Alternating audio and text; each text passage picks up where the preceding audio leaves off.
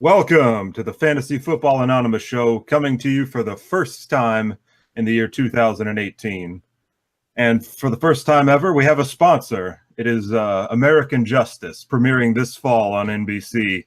Remember, if it's an American crime, it calls for American justice. And now, moving on into the news, the Philadelphia Eagles are Super Bowl champions, as we all predicted back in August. All three of us called it, said that Nick Foles was going to be starting and win the Super Bowl MVP. Schroeder, I think you were the first to say that. What do you think about this epic run? I thought it was obvious. I thought it was obvious call, begin the season. I knew Wentz was going to go down. I don't know how you guys didn't see it. Obviously, Nick Foles has everything you want in a quarterback. He's been a backup for a long time. He was almost out of the league. That's definitely a quality I look for whenever I'm trying to choose a quarterback. And, he was thinking about being a minister. So, obviously he's a leader there. So, combine all that and Philadelphia Eagles, they were just destined to win the Super Bowl. Am I right, Rob? Yeah, I think the real reason is testament to how good the Eagles team really is. But in all seriousness, Nick Foles, we kind of know what he is. Very inconsistent. But he did have a nice year back with Chip Kelly. 26 touchdowns, 2 interceptions. I think the thing is, and then Schroeder, your favorite coach he got to play with, Jeff Fisher, just an offensive juggernaut. But no, really, Jeff Fisher, the quarterbacks who he's under, they failed. They failed miserably. Jared Goff got new coaching. He looks real good.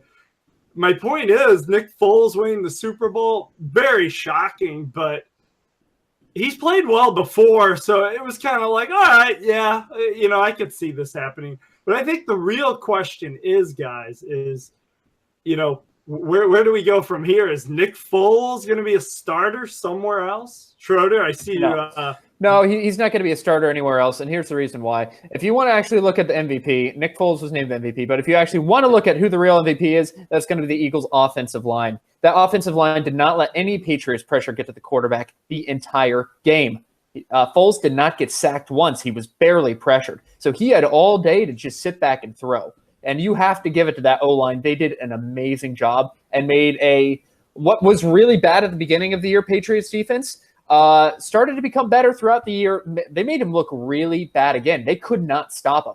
This was a game about halfway through. Everyone could tell that whoever had the last possession was going to win. Eagles got a turnover on their last possession, and so they were able to seal the game right then and there. Yeah, that turnover came on the only sack that occurred in that game. I think they'd set a record for total yardage when we'd barely hit the fourth quarter. Mm-hmm. And, pretty entertaining Super Bowl. And definitely was.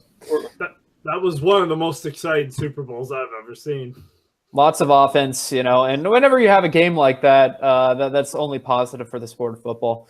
But going in, that's not the only thing that has been happening recently. There has been some other offseason news.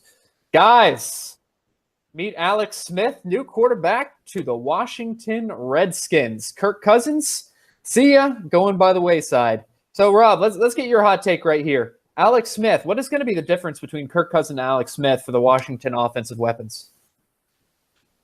Guys, you saw me shaking my head. All right, so here, let me get it off my chest first. As to, I have to say, not Kirk Cousins, but Alex Smith, rather. He's a good quarterback. He's coming off a career year, just a monster year, putting up amazing fantasy football numbers. But if we look back at him historically, this was an outlier season. Kind of like Matt Ryan last year was amazing. I think we all called it. I know I did, that he would take a step back, and he really struggled from a fantasy standpoint. The Falcons did pretty good, but I just don't. This move really puzzled me. Not so much that they wanted to move on from Kirk Cousins with the paydays game, but they paid Alex Smith a lot of money, and I just think Kirk Cousins is younger, and I think he's really a better thrower of the ball. it just kind of puzzled me. I think this could really backfire on what's been a shaky franchise. I know a thing or two about shaky franchises. So, yeah, it just didn't make a lot of sense to me. And that's not to say that it's going to be awful and Alex Smith's going to play terribly. I think he can play well. He moves around very well. Definitely throws to, the tight ends very well. He had Kelsey. I looked for him to look to Jordan Reed if he's healthy, of course.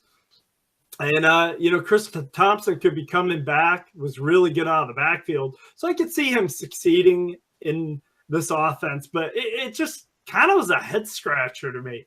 I would have just went with Cousins. Yeah, I feel like they felt like they'd already burned their bridges there with Kirk Cousins, the way they tagged him so many times. And I don't really feel like they wanted to do that again and keep doing that. Honestly, I'm expecting them to draft a quarterback and completely start over this year. Alex Smith is going to probably be more of a stopgap for them. For their ceiling as a team, it probably doesn't affect them that much. But Alex Smith is a player. We know what he is. The ceiling is always going to be capped with him because I feel like in those big moments, he just kind of he's just hesitant to push the ball down the field. Although we did see that more from him this year. It was at times, he still kind of curled up into his shell and went very conservative. And I mean, some of that was Andy Reid, but mostly that was Alex Smith just being the player that he is. And wherever Kirk Cousins goes is going to be one of the big narratives this entire offseason. Because some teams stand to make a pretty nice jump if they were able to sign him. Yeah, that's absolutely true. We could see teams like the Vikings. If you put Kirk Cousins on the Vikings, Adam Thielen and Stephon Diggs' value would both go up in fantasy quite a bit.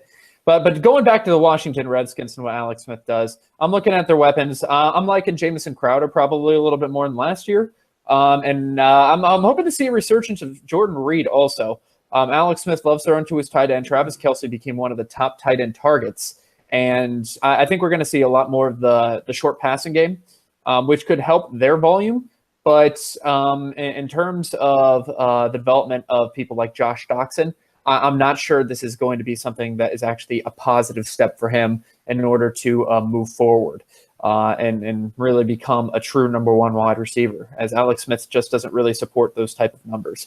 And so the Redskins did it because they knew that they couldn't sign Kirk Cousins to a long-term deal. I think they signed Alex Smith for a 4-year extension. I think they're expecting him to at least be there for 3 of those years. They didn't give up that much to get him. I think only a 3rd-round pick and a cornerback that they traded away. But this pretty much signifies to me that they might be looking at drafting a quarterback later on, but they're not expecting that quarterback who they draft to start playing right away. It's going to be Alex Smith's show for a little bit up in Washington.